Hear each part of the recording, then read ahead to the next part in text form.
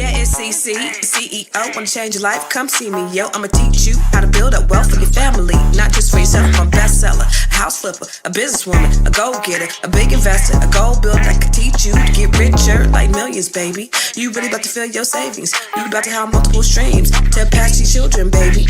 Let me teach you to get your credit on track in the long run. You'll make it all back at Catalyst and watch it all psychology black-owned firm, but we ain't all black. What's up, everybody? Good morning. It's the Girl Your Money podcast. It's your girl, Constance Carter. I am so excited. Y'all already in. Listen, I guess this is a topic that you guys want to talk about. And you know this is a dialogue, not a monologue. So I always love for you to talk back to me and talk black to me. Okay? So, put in the comments. This is a discussion. So I want to just kind of, because listen, I don't know all the answers. I do a little research before we start every day, but I don't know all the answers. So I want to get your feedback. We want to get your feedback. We want to know what's really good. We want to know what's really going on. So luckily today we got your girl back, Miss Tiara, and she got some really exciting stuff that we're going to talk about today. But I want to add, let me do my housekeeping. Okay. So every time we come live, remember always, go to text word Constance to 87948. Okay. So we want you to text Constance to 87948. I'm looking for the banner. Oh, I got new banners, Tiara. Look at, I got little personalized banners. See that? Text Constance to 87948. I need you to do that because every time I go live, you'll get notified, but also every time we have new training, every time we have something new coming out, I want you guys to be the first to know. So make sure you text Constance to 87948. Okay, that's first thing. Okay. Second thing is, I always love for you to tell us where you're watching from. Where are you hailing from? Where are you watching from? So I want to shout you out as always. I see Sophia from Stockton, California. What's happening, Sophia? Thank you for always being so loyal. But where's the rest of you guys from? And as you are telling me this, as you're putting it in the comments, always know that I need you to subscribe to Fly Nubian Queen if you're watching there, okay? If you're watching from Dr. Boyce Watkins, Black Excellence channel, make sure you subscribe over there too. But also, listen, these channels have like 500,000 subscribers. Constance Carter only has like 14,000. So I just need you to go over there and subscribe to Constance Carter's YouTube page as well, because I want to make sure that you receive all of my information, because I don't just go live, but I also put other valuable videos on my YouTube page, then on TikTok, and then on Facebook, and then on Instagram. You can find me everywhere. I am Constance Carter. Okay. You can follow me everywhere. I am Constance Carter. Now, before we get started, okay, wait. Let me go into South Carolina. What's up, South Carolina? What's up, Daytona? What's up, Dorian? What's up, Fort Worth? Okay, that's what's up. I love it. Louisville. Okay. I can't say Louisville. I gotta say Louisville, right? That's how Louisville. I don't know. Let's bring Tiara on so she could help us determine how we say Louisville. Tiara, what's up, Tiara? Hey y'all. Good morning. Do we say Louisville? Louisville? That's how I heard it. Louisville. Okay. Right? Okay. Well, but why don't it technically it says Louisville. Right. Right. I mean, L. Right. Louisville. Maybe the S is silent. Okay. Louisville. Or maybe they just a little bit close to the mic. A little bit close to the mic. Okay. All right. Testing. 1, 2, 3, 4. Are you good? You look good. You clear and everything. Hey, what's up? You in the gym today? I know. I missed y'all. I missed y'all so much. It's been. I know it's been a lot. I missed you. No, because you like last week, and then like you're in and out, and then you're like, Constance, yesterday you was like, I just had to laugh. I woke up yesterday at like 3 a.m, and she was like, I can't come out and play with you today because I'm going to get in trouble. I know. And that was my response. LOL. Y'all, I got some things to do, and Dr. Boyce is gonna beat me up. Literally, I'm sneaking here to be with y'all today because every day he be like, "You got what you got that thing for me." I owe him a presentation, y'all, and this presentation, he been on me about this presentation. Well, I'm glad that you snuck out. Let's hope he don't watch. No, he gonna text me and be like, I saw you with Constance this morning. That's what he did. He was like, I saw you with Constance this morning. But you with Constance, but you ain't got what you need to be doing. And I was like, okay. I saw you. I saw it. So what did you do? Because I wanted to get caught up with Oh the. my god. What It happened? was You went to NAACP Awards. I did. I went What to the was it? NAACP Awards. Yes, I went to the NAACP Awards because Black people say NAACP, and I was Right. like, oh, right. That's not correct. Um, We can't say that no huh? more. We can't say that no more. It's supposed to be NAACP. That's the proper way. Okay, got Yes, that's a proper way to say it. it. Okay. But we still was up in there like NAACP. Thank you. Oh man, it was so beautiful, y'all. I mean, if you watched it on TV, it was even better in person. But so let me tell y'all what happened Friday. I told y'all Friday that we were doing bridesmaid tings with my sister friend. They had me up till 4:30 in the morning singing songs and karaokeing. If you know, I also had a Fly Nubian Money Club training On with Saturday. Dr. Lene at 7:30. So imagine I got home at like 4:45 a.m. And then I got into bed at 5 o'clock. I took a shower. I had to take a shower. 5 o'clock, I got into bed. I was up by 7:15. Like what? What? Like I don't even know what I said on Saturday. I don't know what I said. I don't even know if I was coherent. And then after that, I was kind of trying to take, and I had choir rehearsal. I was trying to take naps in Oh, you between did naps. all you because I know you had all these commitments and you still did them. Yes, and I don't even y'all, I was so tired, but by the time I was able to get an out like a 2 hour nap in before we had to be there. We had to be at the awards at the show. We had to be at check-in at by like 4:30. And so it just worked out. When I drove up, I didn't know. I saw a motorcade coming and I'm like, oh, I wonder who that is. I didn't know Kamala was coming. I had no idea. So when we were driving up, the motorcade came around, Secret Service. I was like, oh, I wonder who that is. And my manager who I was with was like, that's Kamala. I was like, Kamala coming. So I was really excited. I was excited to see her. I had really great seats. I do have a video, y'all. I just didn't get to I didn't get to edit the audio because I've been busy, so it's not all the way together. I didn't get to do my voiceover, but I just kind of showed you all. You slacking on your macking, man. I You just slacking on your macking. What is I you was, doing? and then Oh Lord. Did we lose her or did we lose me? Okay, is this me or is this okay? Can y'all see me? Can y'all hear me? Because can y'all see sometimes me? Can y'all okay, hear there me? you are. There you are. There you are. Okay. And then yesterday, when I was at home being responsible, doing this presentation that Dr. Boyce wants me to do, my power went out. The power in the whole neighborhood was down for like 5 hours. I was like, presentation, I got it. So I didn't get a chance to. So that was the reason. I said, okay, well, I'll go get something to eat. I'll go walking, and I end up spending all that time just outside, just talking to God. I touched ground. I was like, well, can't do no work. Let me go walk. But anyway. But the award show was great. Yeah, what were your favorite parts of the award show? My favorite parts of the award show were hands down Dave Chappelle. I never get to see Dave Chappelle in real time. Every time, a friend of mine will say, "Girl, come to the comedy show with me," and I'll be like, "I'm not going tonight." And then she'll go and be like, "Girl, Dave was there, and we kicked it all night." I'll be like, "Dang!" Every time. That's happened at least twice. And so it was just good to, Dave walked in, and I was like, "Oh, yay!" It's always good to see Dave Chappelle in real time. Obviously, Kamala's speech. I almost heckled her. Like I was the one. I was like right there. Like, we love you, Kamala. I almost said it. I almost was the one in the middle of her.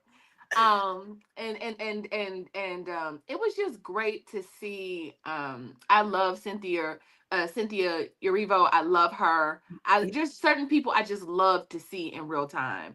And then of course What I was about the Wayans? The Wayans, I love their speech. They were so funny. Yes, I love the Wayans. Okay, so one of my favorite. I told you my Marlon Wayans story. So I loved seeing all of them together. It was 27 Wayans receiving an awards. When David Allen Greer was like, and Shantae, and Damon Jr., and Damon, and Marlon, and Keenan, like just naming 27 people. I was really proud of them. Yeah. For all that they've done in the industry. I look up to them.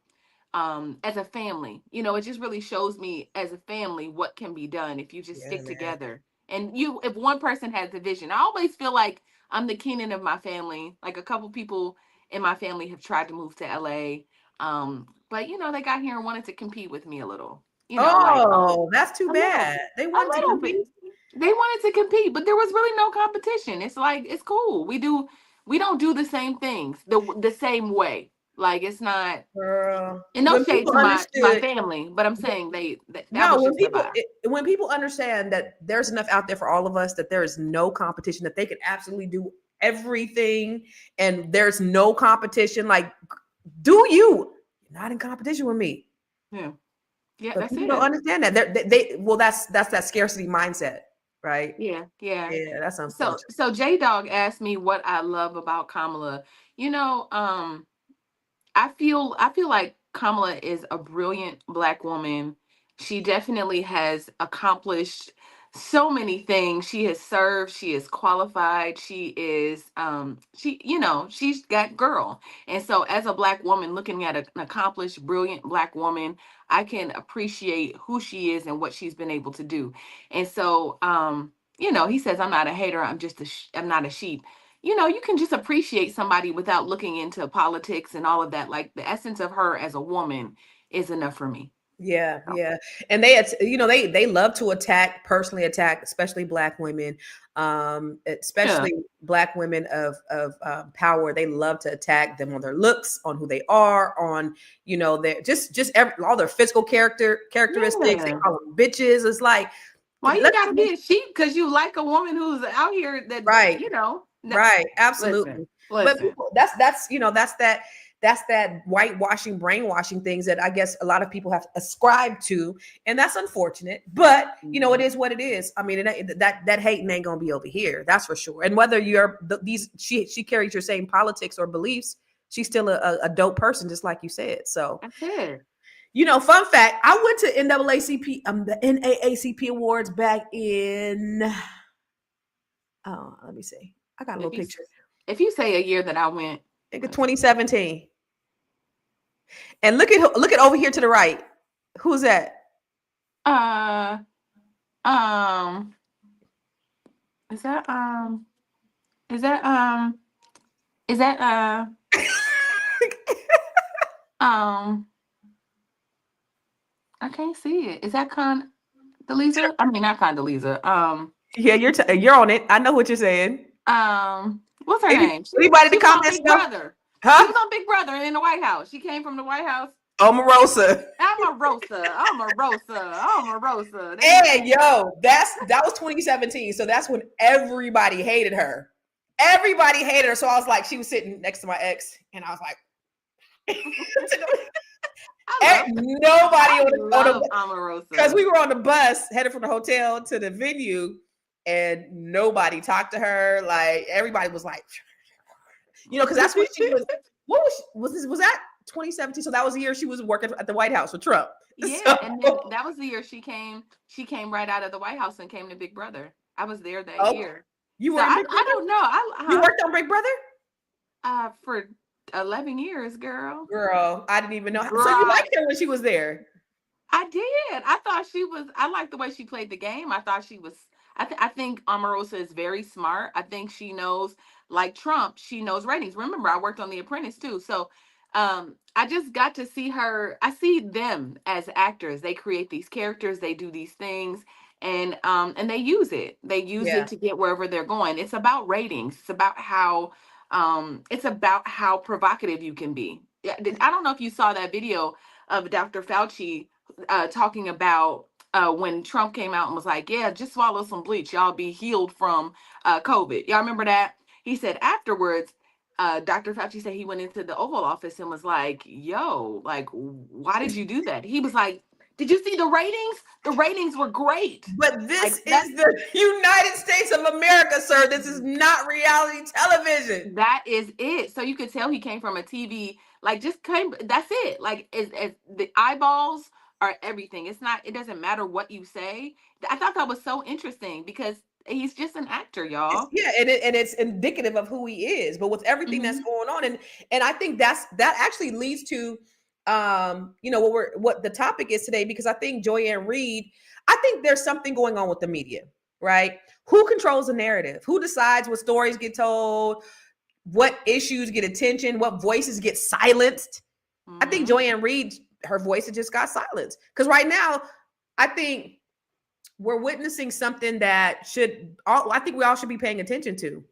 The first, CNN gets rid of Don Lemon after he made a comments that challenged power. Then MSNBC removes Joy Ann Reid. And she was like one of the last primetime anchors on mainstream media. So before that, they got rid of Roland Martin, Marc Lamont Hill, and so many other people. But why? Why? So let me just show you this video real quick. I got a few videos that I want to just kind of just talk about it, because okay, let's roll the Joy Ann Reid one. Oh, so she was fired, but that's actually not a video. That's actually a thing. Where's the okay? Now look at this. Overall in foreign policy, Trump has alienated basically all our NATO allies, sold out Ukraine in advance, started unnecessary trade disputes with Canada and Mexico, drawn retaliatory price hiking tariffs from China, and threatened to invade Panama, Greenland, and Gaza to put them all under U.S. control. Oh, and he's also gone to war against the Associated Press after renaming the Gulf of Mexico the Gulf of America for no reason whatsoever. Yeah, she been on that dude's ass. Like white on mother effing rice. Like everything that he does, I'm seeing she is reporting everything. And you see a shift in what, have you noticed that there's a shift that people are being silenced? Have you noticed that? Yeah. Yeah. I mean, yeah. What is that all about? As Americans, I don't know if you are against anything that is happening, if you're in opposition to anything that's happening, you will be silenced. And so I thought it was so odd that MSNBC, being the left-wing news channel, ends up getting rid of one of the people, and she's super popular after she just got an NAACP award, no less. Right. But do you see that? It's so interesting to me. It's like I was watching and this told me everything I needed to know about how he was running the country. Remember we talked about, I was like, why are these companies bowing and kissing the ring? I just don't get it. I don't get it. And then I saw a video of him talking to the governor of Maine. Like, okay, why haven't you complied with ... And the governor was like, I mean, whatever they said, I couldn't hear. But he was like, so you're not going to comply? You're not going to comply? If you don't comply, you won't receive federal dollars. So in an open meeting. So to me, it's like you start to threaten these companies with these oppositional thoughts. It's like that's the threat. Like that's the carrot that's being dangled. Yeah. And so I so respect her though. Did you see what she said today? I didn't. Said, all right. She said, all right, bet. Then we'll withhold our federal dollars that we send to the federal government. Then we won't, then the money that they pay in federal taxes won't go to the federal government. I was like, it's about time somebody challenged his bullshit with some more sternness. Okay, cool. Yeah. You're not the only one with power. All right, you're going to take away our federal funds? Okay, we're going to take away your federal funds. Perfect. Bet. So, but you're right. I think there is this threat because so Donald Trump, he's created this whole narrative around fake news, and that's what people are yelling. Organization, can you give us a chance? Your organization. You are attacking our news organization. Your organization. Can you give us a chance to ask a question, sir? Go ahead. Sir, can you state, Mr. President-elect, go ahead. Can you state categorically, she's asking a question. Don't Mr. President-elect, can you give us a question? Don't be rude. You're attacking us. Can you give us a question? Don't be rude. No, I'm not going to give you a question. I'm not going to give you a question. Can you state categorically? You are fake news. Sir, go ahead. Can you state categorically that nobody... You can't oppose him. First of all, if he can't answer the question, because most of the time he can't answer the question, he just kind of dances around and never answers questions. And use very elementary words doing it, by the way. This is very bad. Next question. That's your answer? Okay. And good people, very intellectual people. They're very smart. They're very, very smart. And they said some very, very smart things. Okay. Oh my God, that's our president, man. But Teresa says systemic silence of our voices, which I think that's what's going on. Yeah. They're trying to silence the voices. So you're not seeing a fair balance of the media because of this, you're going to see more people bowing down and kissing the ring. But you know, there are like, I think there's 6 conglomerates that own all the news stations. Did you ever see that video where they showed how all the news outlets were saying the exact same thing across the country? Yeah. Antonio's Jessica Headley. And I'm Ryan Wolf. Our greatest responsibility is to serve our Treasure Valley communities, the El Paso, Las Cruces communities, Eastern Iowa communities, Mid-Michigan communities. We are extremely proud of the quality, balanced journalism that CBS 4 News produces. But we are concerned about the trouble and trend of irresponsible, one-sided news stories plaguing our country. The sharing of biased and false news has become all too common on social media. More alarming, some media outlets publish these same fake stories without checking facts first. The sharing of biased and false news has become all too common on social media. More alarming, some media outlets publish these stories simply aren't true without checking facts first. Unfortunately, some members of the media use their platforms to push their own personal bias and agenda to control exactly what people think. And this is extremely dangerous to our democracy. this is extremely dangerous to our democracy. This is extremely dangerous to our democracy. This is extremely dangerous to our democracy. This is extremely dangerous to our democracy. This is extremely dangerous to our democracy. This is extremely dangerous to our democracy. This is extremely dangerous to our democracy. This is extremely dangerous to our democracy. This is extremely dangerous to our democracy. This is extremely dangerous to our democracy. This is extremely dangerous to our democracy. This is extremely dangerous to our democracy. This is extremely dangerous to our democracy. This is extremely dangerous to our democracy. This is Tiara, guess what? This is extremely dangerous. to our democracy. Listen, you know, it's so interesting because obviously you all, I went to school for journalism. Journalism is my first, you know, I've reported the news before, if y'all can imagine. This is Tiara Williams going live from Pasadena, you know, like all of the things, right? And what I can say is the days of journalism died with the internet, right? Like when people could start to, we were taught to be objective with everything. Like you couldn't say anything. You just kind of had to report the facts and just say what it was without your opinions, without trying to slant things. But you know what? This is the culture that we live in, that want to hear that subjective view. They want to hear what you have to say. They want to hear a little slant or a little, it's just interesting. Yeah. And so I just don't think we have journalism anymore. Like Journalism is people dead. want to be, huh? You said it right. Journalism is dead. You It's said dead. it absolutely right. Journalism is dead because when you question the status quo, or if you have your own opinion about something, then then look at what happens. You know, what happened to Joy Ann Reid? What happened to Don Lemon? What happened to Roland Martin? What happened to Marc Lamont Hill? All of these Black people talked about different things. Marc Lamont Hill, he said something about Palestine being, free Palestine or something like that.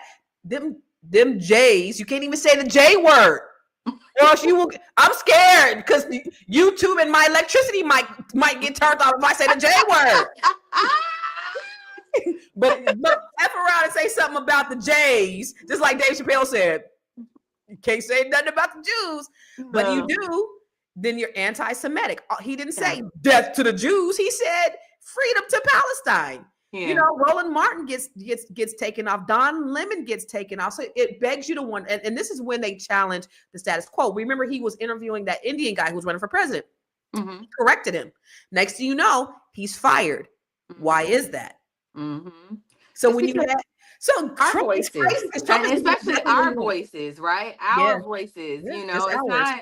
Yeah. Go ahead. No, Trump is getting exactly what he wants. But I thought it was funny, Tiara, because I was looking at the Elon Musk interview with Don Lemon. Did you see that? Did you ever see it? It was sad. He couldn't answer questions either. And then after he agreed to this interview, and after they had the interview, he kicked Lemon off of X.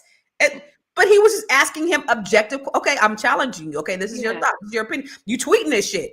Yeah, so, I'm just trying to understand your frame of. I'm trying to understand. I'm trying to make it make sense. Yeah. It was. Look, I do think that you and Ben Shapiro are reaching in about this, because there was what Ben posted said that he gave instances of people who were deliberately harming people. Nowhere in the thread does Ben suggest at all, I should say, that anyone is being killed as a result of DEI. That's purely speculative. There's research on DEI and medicine, and there's no evidence that standards are being lowered, that DEI is affecting medicine. Actually, only 5% of doctors are black. And do you believe that people are dying because medical standards, DEI is causing medical standards to be lowered? Do you actually believe people are dying because of that? I believe that if we lower the standards for what it takes to become a doctor. You're saying if we lower the standards, but do you believe people are dying because the standards are being lowered?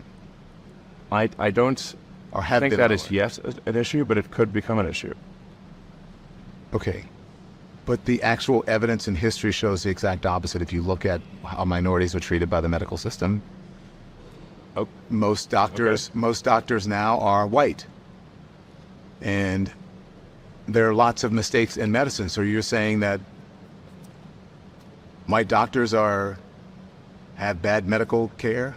I'm trying to understand your logic here when it comes to DEI, because there's no actual evidence of what you're saying. No, I said, so if the standards, let's say, I think that particular thing was referring to surgeons. Let's say a surgeon is asked to, a surgeon in training is asked to do a series of operations under the supervision of a senior surgeon, and they get a bunch of those operations wrong.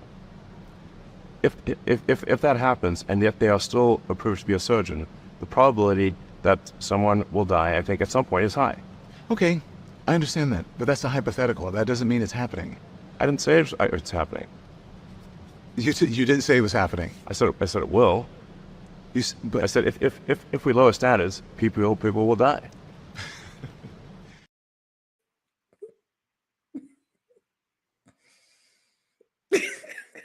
People that run your country, y'all. Like, this is the people that run your country. He be in the Oval Office, like, making requests. Like, what are you talking about? What are you talking about? Donald Trump said he's very, very, very smart. And here's the thing. When I see Black people in the media, when I see Black people anywhere achieving, 9 times out of 10, they've had to work 10 times harder to be wherever they are. So the idea that they're just allowing Black people to walk in, we know that that's not true. We are Black people. We know, what this country has done and been for us, and we know how hard we have to work. So it's just the logic and the thinking is just, Constance. Listen, Don Lemon was really trying. The reason why he was like so hesitant is because he was really trying to He was like, I'm trying to understand your logic. He was trying to be real. He was tiptoe because Don Lemon could have let him have it. You mean to tell me that you're saying that they lower their standards to let Black people in? Well, I mean, they could, but I don't know. But so it would have been so cool if he would have given it. But, again, these type of people, even if you give them a history lesson or even if you show them statistics, because what he also said in this interview is, he says, well, I'm not going to be always 100% correct. He said, but Elon, you are a big influence of the country, of the world, and people look to you for facts. So you should, isn't there somebody at X who could fact check this stuff before you put it out? Yeah. He's like, well, he said the moderators will fact check it later. And then, in the comments, and he goes, but do you think people are really reading the comments and the moderator? Because they're reading your tweet and they're taking it for what it says. So you're saying that DEI doctors, you're saying that Black people aren't as smart. And then you're saying that there's Black surgeons. Of course, they have to go through the same rigorous tests as everybody else.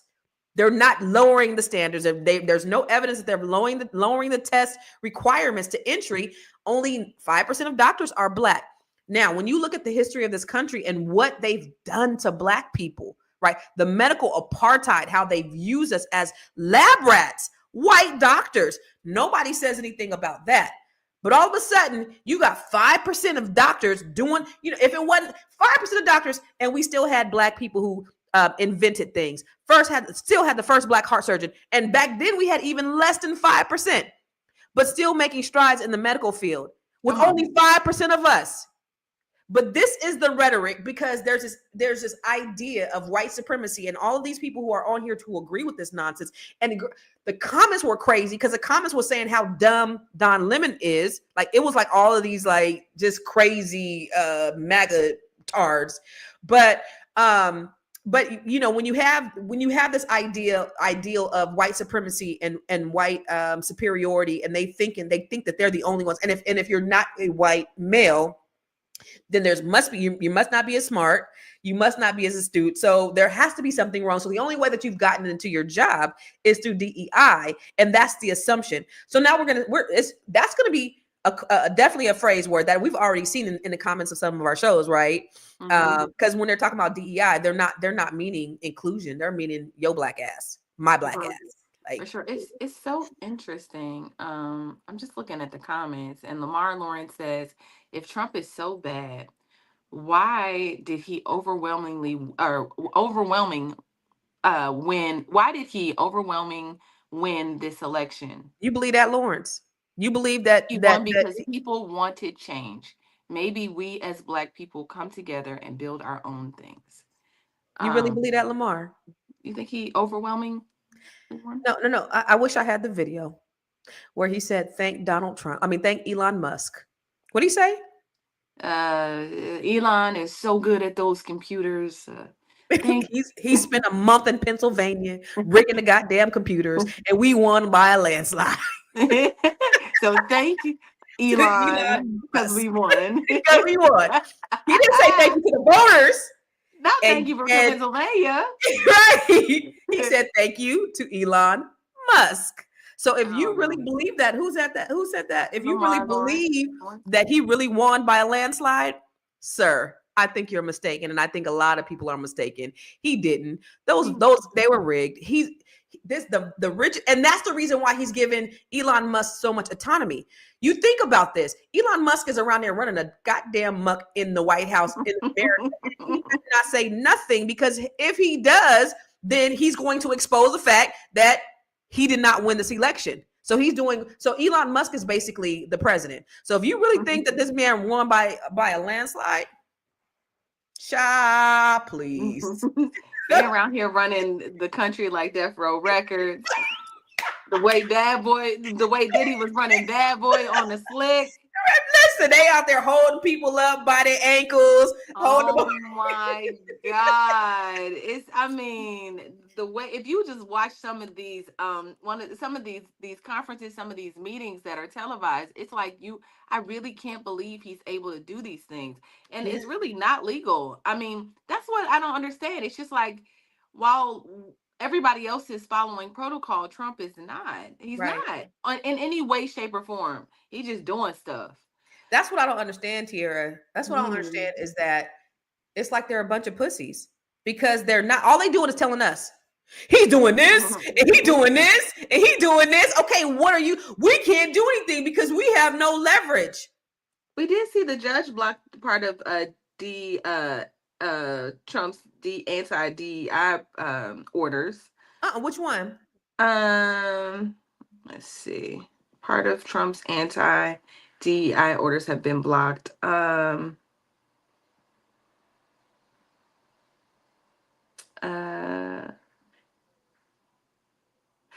U.S. District Judge Adam B. Abelson, who was appointed by former President Joe Biden. I think that's who did it. Yeah, I think so. I mean, I'd have to look, but I saw the article a couple days ago, and I was like, but I wasn't able to read through it because y'all know I was in these streets. So I was like, ooh, I got to come back to this. But it looks like somebody did something. It's about time that somebody did something, because I'm so sick of them always complaining about they have no power. Oh, hopefully, I don't know. Where are these trolls coming from? Where are these trolls? I think these trolls are on my page. I think, but I think what's happening is because I post so much Black history stuff, and they already come on my page to like say, F you, we love Elon Musk. We don't want to. I literally had a post one time here, and I was talking about how Elon Musk said no to no DEI, must DIU, whatever, and it went viral. And then people were on my thing on my comments, like, trailer trash, like it's on here right now, saying, yeah, well, why would I want to hire somebody named Letitia Yeah. So I get those. So they may have subscribed to my channel. Listen, stay on here. Give me some more ratings. Help me, in my monetization efforts. I appreciate you. Listen, go ahead and keep putting those comments on there. Make sure you share this with your people too. I love it. I love all the smoke. Yeah. You know what makes me nervous though? It's the division. I mean, the division, and I'm thinking about my daughter, right? I'm thinking about our children and the America that maybe they'll have to live in. And I'm not fearful. I'm just saying, like, I hate that it's not going to get better. I feel like this time and era is kind of like dividing us more, and then we'll have to kind of recover from this.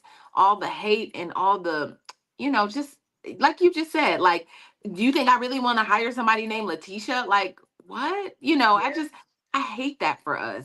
Nobody else feels that way. Is it y'all just cool with like all the division in the comments? Like, y'all cool with? The fact is, it's always been there. The fact is, they just have been emboldened to say it. They've always felt this way.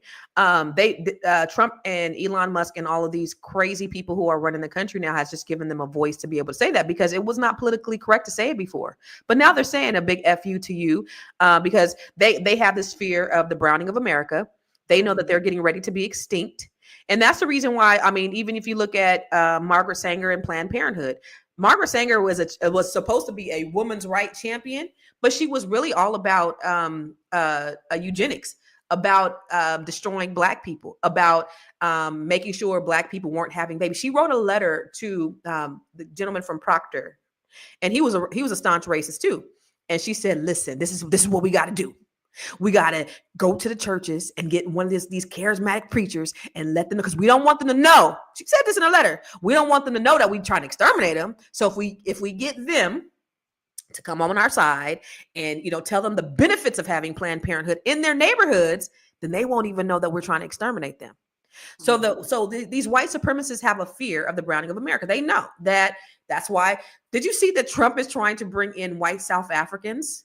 Mm-hmm. He's giving them free, probably going to give them some land too, right? Mm-hmm. So these white South Africans, they're Dutch. They're of Dutch descent. Mm-hmm. They went to South Africa and they have just pillaged and tortured and took the land. Do you know they own 85% of the land in South Africa? And because of, redistribution of land, they're doing this redistribution of land, right? They're giving, the South Africans only own 5%. This people, and they're in shanty towns. They're the ghettos. So the white South, the Afrikaners, mm-hmm. they own the beautiful farmland. They own all the good land. And so now they're affecting them just a little bit. And he's saying, "Come on over to America." When did you think that Trump had an interest in South Africa? Well, the real president has an interest in South Africa. Who's the real president here? I mean, come on. Like, it doesn't take a genius to see all of this that's going on, right? So it's crazy, because now they're only looking at the people from the board. How do you say only white South Afrikaners can come here? Which is insane that this man is saying this out loud and nobody is saying anything about it. Nobody like. Are we really? We have entered the twilight zone. We have. I mean, I think that's it. I mean, because they're being discriminated against and unjust. And I mean, y'all, we talk about it all the time, but the gaslighting is so real that we have to experience. I think this is, when we're talking about it, this is the thing. Like, I'm not saying I'm gonna run out of the country, but maybe, because we're living in a country that is constantly like gaslighting us, and I just don't know how long I could take it. I think I need to get some dual citizenship, Constance, to be honest. That's what they want. That's what they want. But God, it's not sounding bad right now. Okay, so you one of those Black people that'll be like, you move into a neighborhood and be like, "I'm gonna stay here because I know the race." You live in a racist neighborhood. You move in. You like, "I'm gonna stay here and I'm gonna endure," because you're gonna have to endure a lot. Psychologically, emotionally, just to stay in that, just to prove like I did that. Here. Let me tell you a story. So before I moved to this affluent neighborhood, I lived in an affluent neighborhood in California. Okay. We were the youngest and we were the blackest, right? We're the only Black family in there. We were in our 30s when we moved in there, and everybody there is like 60 plus, rich. They own stuff. So the first person that comes up to us and he's like, "So what did you do to pull yourself up by your bootstraps to get over here?" Mm-hmm. Okay. All right. Bet.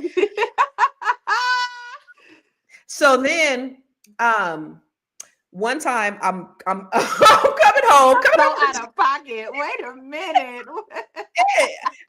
Jesus Christ on the cross. He said that. You Wait. over that. Okay. What did you say? I don't even remember what I said. I mean, I'm like 35. I don't know. I probably didn't even have no good comeback then. Okay. So then here's incident number 2. I'm driving home from the gym, and I feel like I keep looking cockeyed. Am I looking cockeyed? Like I keep looking at myself, and my eyes keep going this way. Okay. No, finish the story. Okay, so I'm coming home from the gym, and I'm pulled up in my driveway, and I got my music playing, and so this old man comes up to me, and he's banging on my door, and he has this police badge, and I'm like, oh shit. And he goes, you slow down, because in this neighborhood, we don't speed like this. And I'm like, oh shoot, I'm sorry. I'm thinking it's the police. He said, do you want me to call the police? You ain't the police. If you don't get your motherfucker.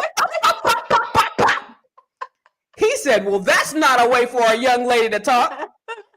Number 3, my next door neighbor comes up my next door neighbor ended up moving out, right? See, she was trying to relate to me. I knew her from real estate. She's trying to relate to me, right? So she moves out. She rents her house to this black family, this young black family. And so so anyway, they had been there a year. I hadn't really met them or talked to them because, I didn't talk to my neighbors. So about when they were ready to move out, she calls me. She's like, hey, Constance, I want to sell them the house, but I don't think that they can afford it, blah, blah, blah. I'm like, okay. You want me to, look at, because, I own a mortgage company. So then she calls me the next day. I go, okay. So she said, I'm going to talk to them tonight and see, if they could afford it. So the next day I go, well, how did your meeting go with them? And she goes, I don't know. It went south. And I was like, why? She was like, well, I just suggested that, maybe they didn't have enough money to buy the house. And they got all mad at me. And they said that I don't know what they have or what they have access to. And I don't know about their village. I don't know anything like that. And I just said, is this that Black Lives Matter thing? Then she says this, the same soup kitchen you were in, I was in. The same welfare line you were in, I was in. I said, called her name. I said, you said this to them? She goes, yeah. I said, how do you know that they were in a welfare line or a soup kitchen? And she was like, huh? I mean, it hadn't even occurred to her that she said anything remotely wrong, Tiara. It hadn't even occurred to her that she said something wrong. And I said, what do you think about me? Right? Because I live next door to you. Like, what do you think? Do you think I come? Because I don't come from welfare. Do you think I come? Well, no, I don't think you. So what made you think that they came from welfare? And she goes, oh my God, Constance, I am so sorry. I had no idea.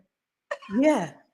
That's the assumption, is that we've pulled ourselves up by our bootstraps, or we don't deserve to be there. And so I said, you know what? When they did that, I said, me and my kids gonna be running up, we're gonna be racing barefoot down the street. We had the best parties in all of Northern California right there. We lived, and we utilized that neighborhood to the fullest. And they didn't say shit. So I was her. I was her. Listen, I would rather just be somewhere where I'm celebrated and I can come outside and feel completely comfortable and be like, hey, I want to know all my neighbors.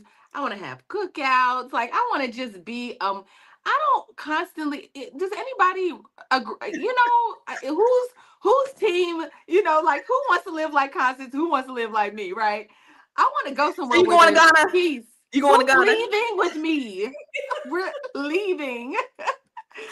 I don't need to prove a point. Listen, I want to be in peace. I don't want it to be greater later in heaven. I want to experience my heaven today. What you are saying is right. I mean, it would be great for the white people that are watching, and I'm so glad that you're here, if we didn't have to think about our race all the time, because we have to think about it every time we walk outside the house. See, you guys saying that you don't see color or that you're colorblind, you think that you're saying something that's great. But no, we have to think about it, because I seen an article, this is a different subject. I seen an article of a lady who was like, who sued the state of Louisiana because they considered her Black. Did you see that? No, I didn't see it. Oh, so she was so mad because she had grew up as a white woman, and her kids were white and her husband was white. And so she went to get her passport, and they said she was Black. And she's like, I'm not Black. Well, they researched and they said, well, you have an ancestor that's Black. You guys created the one drop rule. But this lady was so mad, and the state of Louisiana wouldn't back down. They were so mad that she was so mad that she sued the state of Louisiana because she did not want to be considered Black. So this idea that we are all colorblind and this is racist, the way y'all treat Black people, you wouldn't in a million years want to be in our shoes. But you try to say that there's no racism, or you try to say there's this reverse racism because we get a little bit of equity. Do you understand what equity is? That means we've been already behind the 8 ball, and we're just trying to, because, and I'm glad you're here, because let me give you a history lesson. Every time Black people have taken 2 steps forward, you've pushed us 10 steps backwards. Okay. So by predatory lending, by destroying our neighborhoods, there were affluent neighborhoods throughout this country after the Civil War. Did you know that? Yeah. And every time we've got some type of affluence, the federal government has bombed it and burned it down. Or you had the white supremacists that said, oh, y'all got better shit than us. Oh, no, we can't have that. Hanging people, the Red Summer of 1913, where you were hanging Black people from trees across the country. It was the deadliest summer of the century. Every time Black people have tried to progress, you guys have intentionally done stuff. Then you do it legally, right? So you do eminent domain and all these other things to stop the progression of Black people. And all we're saying is, give us a little bit of equity. Don't mess with us. Just let us cook. Allow us to live in peace and harmony. Allow us to just get somewhere. That's all we're saying. We don't want nothing from you.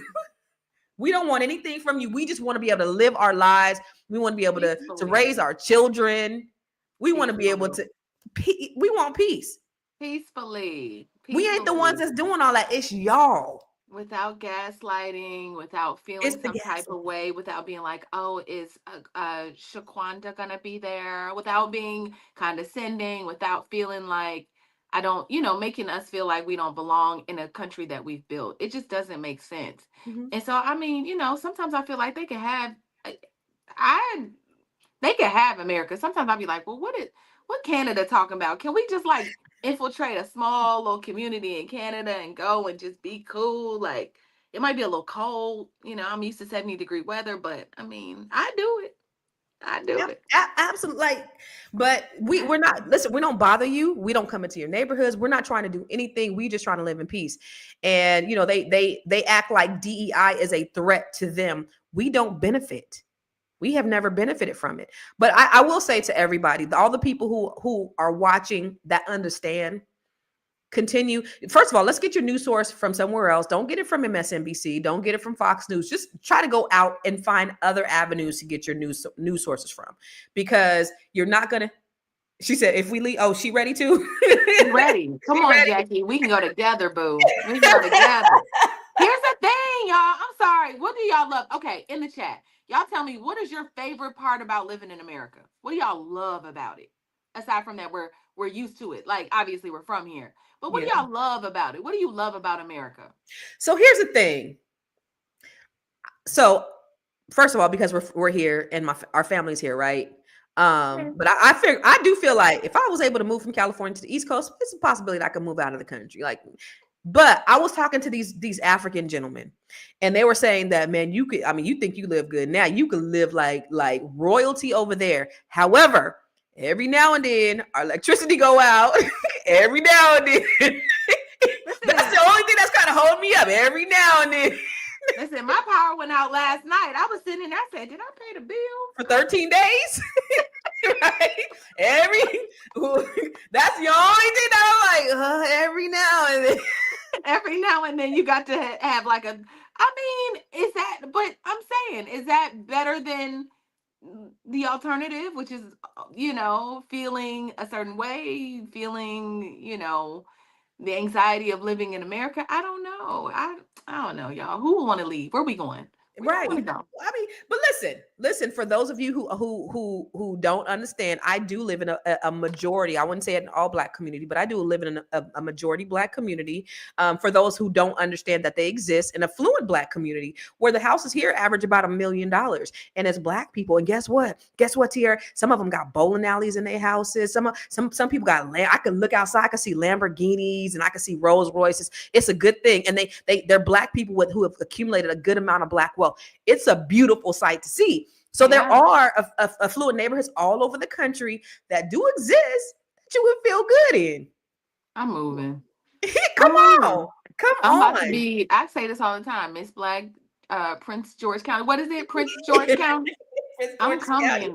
Yeah, I'm coming. They say it's gorgeous, Prince George's. Prince George's. But here's the thing. Dr. Claude Anderson said that Black people we have neighborhoods. We don't have community, right?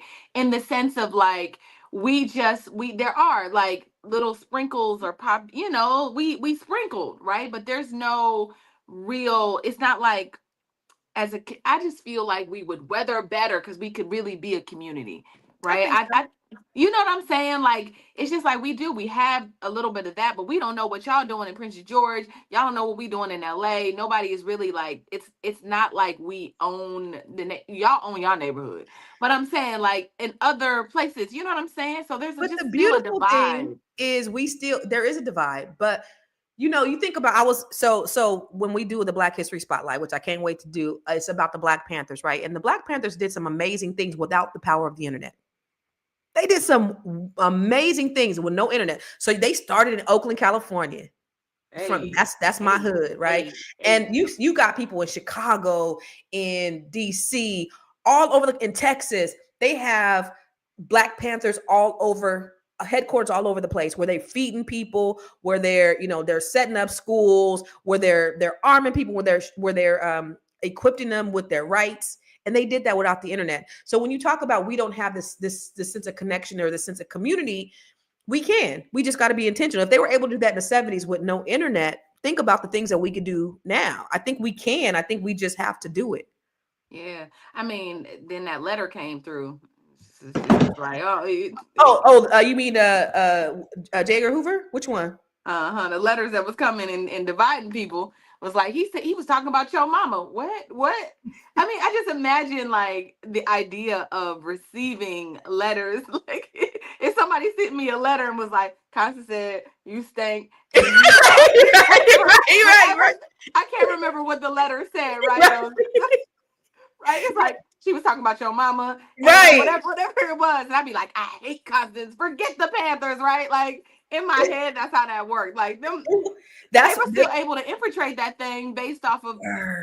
It's crazy. They were. And then the flood of the drugs and crack cocaine. Somebody just texted me and said, these motherfuckers on YouTube is making them mad. They striking a nerve with them today.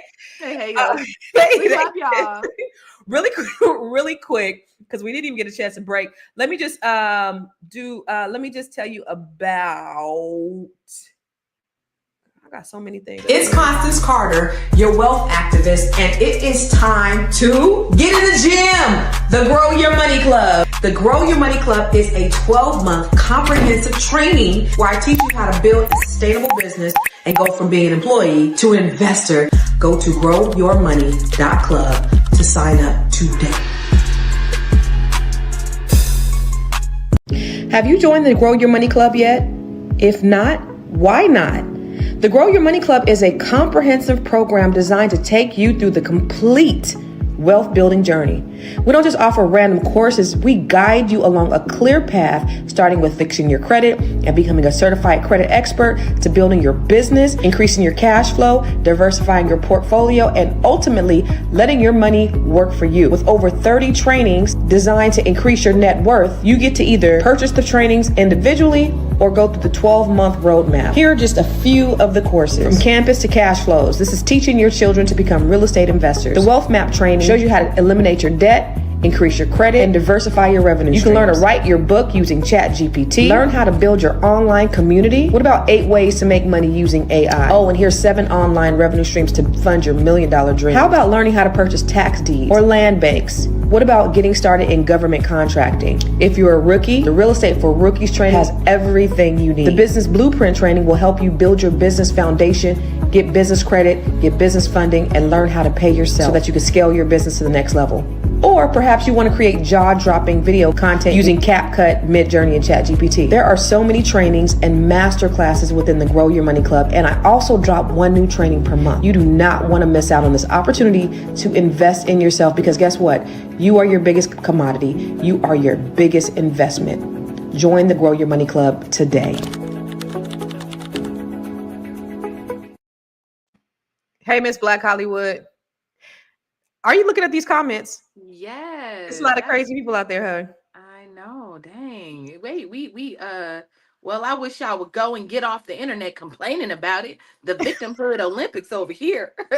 Dang, are over. Address the way you treat others, especially Black women, performative fake sisterhood. Dang, sis. Oh no. Cookie woke up on the wrong side.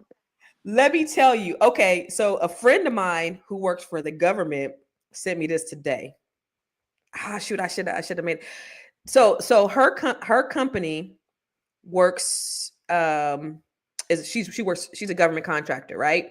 Mm-hmm. So they were telling them how to respond to this email from, there's this whole thing about how to respond to the email from Elon Musk. So they gave them, a bunch of bullet points, 6 bullet points, but the last bullet point they said was, assume that what you write will be read by malign foreign actors and tailor your responses accordingly. Assume your responses, they said, will be read by malign foreign actors and tailor your response accordingly. This is obviously how they feel about this governmental entity, is obviously how they feel about the president and the administration. So they were saying, listen, when you respond to this, what are you doing today? What have you been doing today? Or what did you do last week? Mm-hmm. Yeah. So make sure, you don't give any confidential information. Make sure you boom, boom, boom, boom. And also assume that what you write will be read by malign foreign actors. So they letting them know, like, listen, like, be careful what you say, because these are foreign. Elon Musk is a foreign malign actor. But can you believe this government agency said this? Did it come from Gmail? No, this came from their official email. But they said, of course, they're acting like everybody is complying with this. But these people in the government, they know what's really going on. And it's unfortunate that, they got to come back to work. They're not. He said, did you hear what Trump said? If I was at home all day, my golf hand would be, this. I'd have a handicap of this. People are actually more productive, sir, when they're working from home. Like, we can get more stuff done because we're not interrupted. We ain't got no water cool. And then here, they don't even have enough room to put everybody. So people gonna be out on the steps with their laptop. Like, what do you expect people to do? But this is everything that they're doing is just it's just like preschoolers are running the country. And we can sit here and talk about it, but what I have a problem with, Tiara, is these Democrats that are just not doing anything. They're just like, they're a bunch of pussies. They're not doing anything. It's like they're not fighting. They on here just like we are. They doing this. They doing okay. Yeah. What are you doing? I'm leaving. Because what are we? I'm leaving. Y'all, I'm going to Canada. Dr. Vibe said that I can come to Toronto. I'm leaving. Because what does that mean, right? Okay, Dr. Vibe, what's it like in Toronto? I like Toronto. It's, what it's like. It's clean. It's peaceful. It kind of gives, like, downtown Toronto reminds me of, like, Times Square. Like, they have this beautiful, like, it's very, like, metropolitan. It's nice. Okay. Yeah. I would love Speak that. a little Francais. And you get free healthcare, free education. That don't sound like a bad. What's the bad thing? How come more of us ain't going to Toronto? I don't know. Malcolm X was his family lived in Canada, and then I didn't know that. You didn't know that? His father was It's interesting. Well, we're gonna get up out of here, but at the end of the day, I think that for me, Tiara, I really, first of all, I was listening to Dr. Boyce before I got on here. And one of the things he was saying, because somebody asked him about that, and he was like, the bottom line is we got to own our own. Right. Their feelings are hurt because, like Don Lemon's feeling, he said he went to depression, and Joy Ann Reid, you see her, she was crying on a podcast because because she got fired. And I'm not saying don't work for these people. I mean, I guess it means something. It's valuable that they work for this huge conglomerate. But at the same time, if you can try to own your own, and this is the lesson I think that we need to have, is that anytime we are working for somebody else, we don't own our intellectual property. Yeah. They do.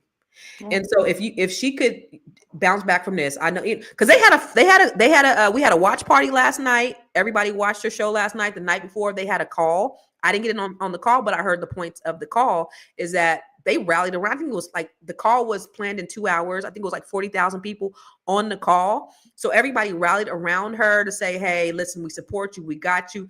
I think that's great. And I think we need more of those. So whoever, I think it's Black Women Win or something like that. But whoever is organizing these things, I think there's some more issues that we need to get in alignment on. Yes. Let's use that same mobilization for everything else.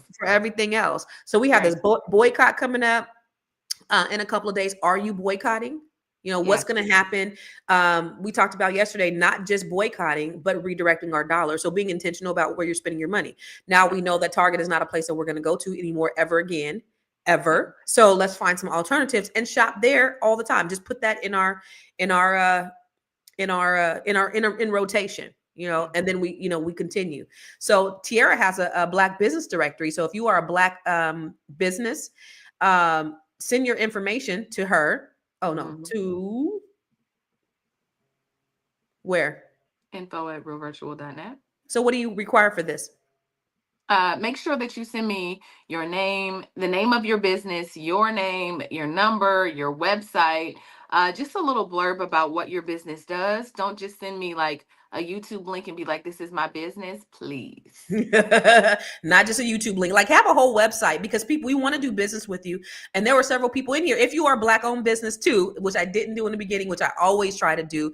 If you're a business, you're a Black owned business, put your business in the comments, because what we want to do is we want to put you on a screen, because there's tons of people watching, but we want to make sure that we're patronizing your business, because the only way that we're going to be able to be insulated from all this nonsense and all this noise is if we start to do business with each other. I didn't get a chance to see it, but I seen Roland Martin talked about the great resegregation that's kind of happening, or that is the direction.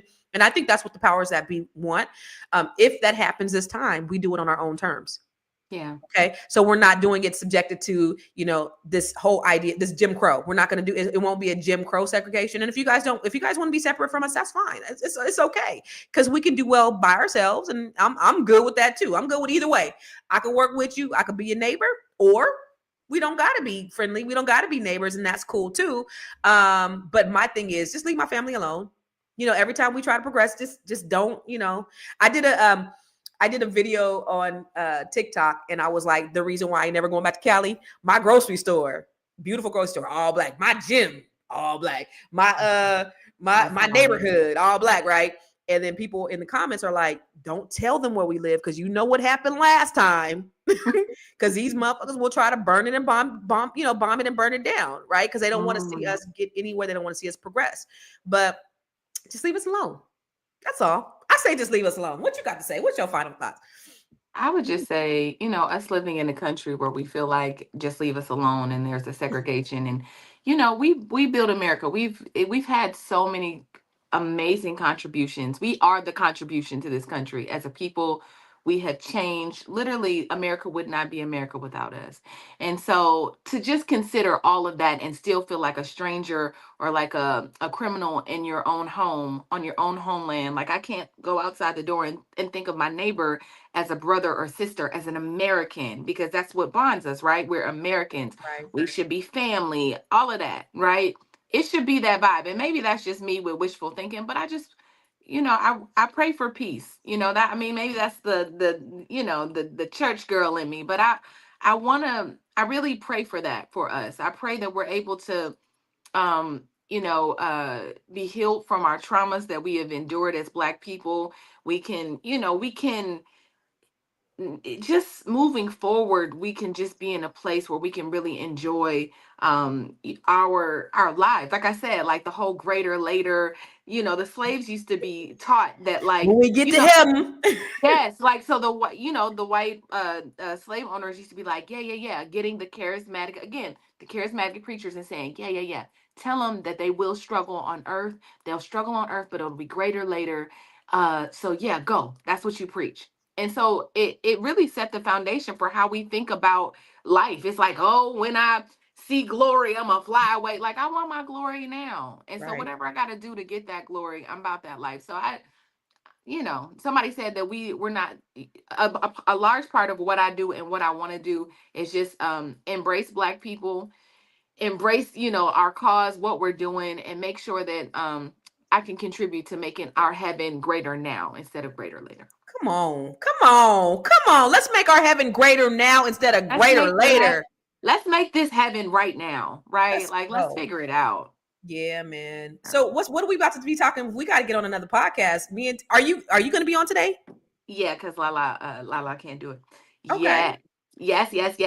So there was a viral video. So Dr. Lene Javette sent me a video, and it's an old video, but I think it's a goodie, where Kevin Samuels is talking about Black women over 30 being 50% off, and then women over 35 being on clearance. And so we have women of a certain age on the podcast today who are I think we're all over 40, just kind of having this discussion.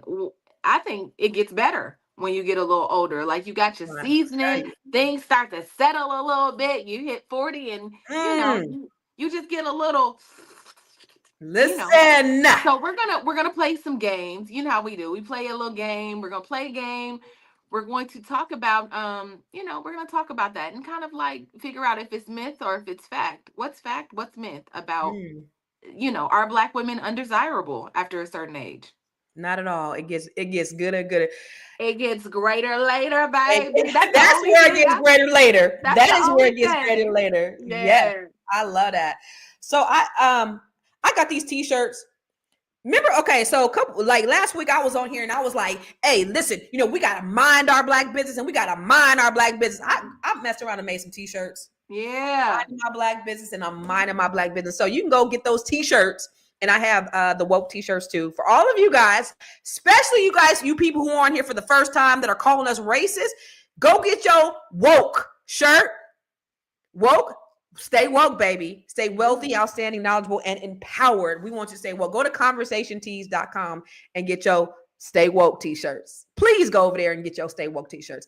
We're going to go, and please make sure you stay on here because I want to make sure that you see this video of what the Black Panthers really were about. Okay. So we're going to do our Black History Month video and then we out. Are y'all ready for some real history today? Not the watered down whitewash version they teach us in schools, but the truth.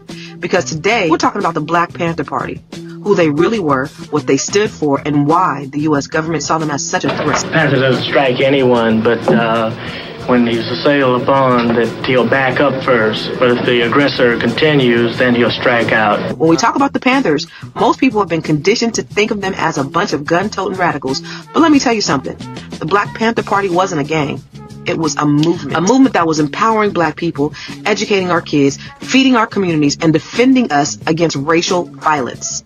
But you know what happens when Black folks start building wealth, power, and independence? The system works overtime to shut it down. Well, let me tell you about the real mission of the Black Panther Party. Let's get this straight. The Panthers were about self-defense, self-determination, and self-sufficiency. They started a free breakfast program feeding over 20,000 kids a day before the U.S. government even thought about it. They created free health clinics testing Black folks for sickle cell anemia when hospitals refused to serve us. They built community schools that actually taught Black children their real history, not that enslaved and grateful nonsense. They weren't about hating white people. They were about loving Black people. And that's dangerous to a system that profits off of Black oppression. Remember, J. Edgar Hoover said the biggest threat to America was Negro unity. Now let me put you up on game. The FBI had a whole operation dedicated to destroying the Panthers.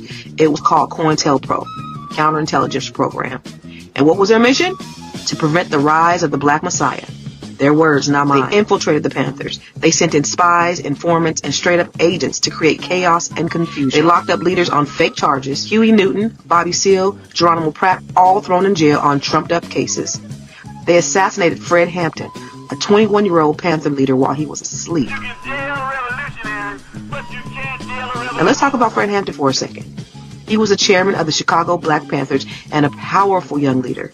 But the government saw him as a threat because he was uniting Black, Latino, and poor white communities under one cause. So what did the FBI do? They drugged him, they stormed his apartment in the middle of the night, and they shot him to death while he slept next to his pregnant fiancée. The cops fired 99 shots, and the Panthers fired 1. Why? Because Fred Hampton wasn't just talking about a revolution. He was building. Now imagine this. The idea of unifying people, feeding kids, and standing up for your rights is so radical that the federal government will do everything in their power to divide, to tear down, to murder, and to pillage. These are the people who are running this country to this day.